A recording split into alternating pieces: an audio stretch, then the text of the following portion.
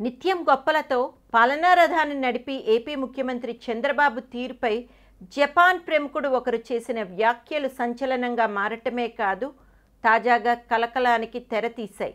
AP పరిస్థితులు అత్యంత దారుణంగా ఉన్నాయన్న చేదు నిజంతో పాటు బీహార్ కంటే ఏపీ పాలన చెత్తగా ఉందంటూ వ్యాఖ్యానించిన వ్యాఖ్యలు ఇప్పుడు షాకింగ్గా మారాయి. అలానే ఇలాంటి కామెంట్లు చేసింది దారిని పోయే దానయ్య ఏమాత్రం కాదు. అంతర్జాతీయంగా పేరు ప్రఖ్యాతులు పొందిన ఆర్కిటెక్ట్ ప్రముఖుడు చేసిన ఈ వ్యాఖ్యలు ఏపీ ముఖ్యమంత్రి చంద్రబాబుకు దిమ్మ తిరిగి మైండ్ బ్లాక్ అయ్యేలా చేసింది. ఆర్కిటెక్చరల్ డైజెస్ట్ మ్యాగజైన్లో తాజాగా ఒక వ్యాసాన్ని అచ్చేశారు.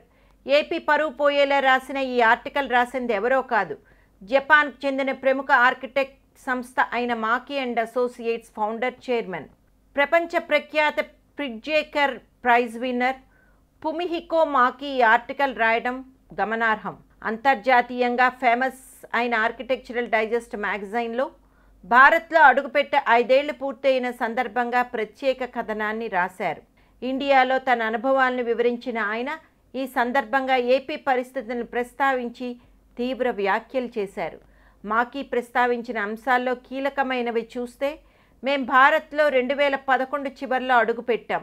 గడిచిన 5 ఏళ్ల కాలంలో అక్కడ పూర్తిగా విరుద్ధమైన 2 అనుభవాలను ప్రత్యక్షంగా చూసాం.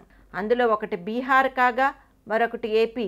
బీహార్లో పని చేయాలన్నా వ్యాపారం చేయాలన్నా దారుణమైన పరిస్థితులు ఉంటాయన్న పేరుంది. అదే సమయంలో ప్రపంచవ్యాప్తంగా అన్ని ఎయిర్పోర్ట్లో is of doing business number 1 అంటూ ఏపీకి సంబంధించిన పోస్టర్లు కనిపిస్తూ ఉంటాయి. 5 ఏళ్లలో మాకు ఎదురైన అనుభవాలను చూస్తే బీహార్ రాష్ట్రం చక్కటి ప్రణాళికలతో సాగుతూ సుపరిపాలన దిశగా దూసుకెళుతోంది. ఏపీ మాత్రం అందుకు భిన్నంగా అయోమయంతో ఏ అంశంపై అవగాహన లేకుండా సాగుతోంది.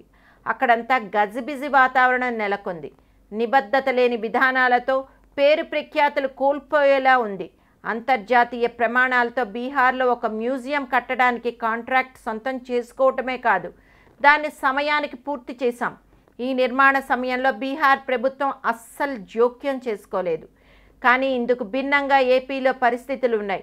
అమరావతి రాజధాని నిర్మాణానికి సంబంధించి మేము అందించిన డిజైన్లు ఎంపిక అయ్యాయి. రాష్ట్ర సర్కార్ ఏర్పాటు చేసిన జ్యూరీ మమ్మల్ని చీఫ్ ఆర్కిటెక్ట్స్గా ఎంపిక చేశారు కూడా. కానీ ఏమైందో ఏమో కానీ డిజైన్ల ఎంపిక తర్వాత జ్యూరీ మాయమైంది.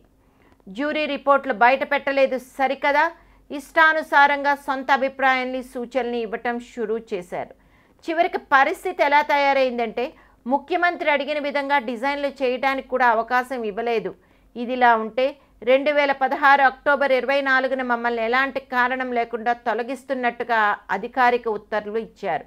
తాజాగా రాజధాని డిజైన్ల గురించి తెలుగు సినిమా దర్శకుడు రాజమౌళితో మాట్లాడాలని పోస్టర్ అండ్ పార్ట్నర్స్ని అడిగినట్లు తమకు తెలిసిందన్నారు. మాకు ఎదురైన అనుభవం అంతర్జాతీయంగా పేరున్న పోస్టర్స్ కూడా ఇలాంటి అనుభవం ఎదురవుతుందా అన్నది కాలమే చెప్పాలి. బీహార్తో ఇండియాలో అపారమైన వ్యాపార అవకాశాలు ఉన్న భరోసా వస్తే ఏపీ చేదు అనుభవాన్ని ఇచ్చింది. ఈ తరహా పరిణామాలు భారత్ పరపతిని మసకబార్చేలా చేస్తాయి అని మాకీ సెలవిచ్చారు.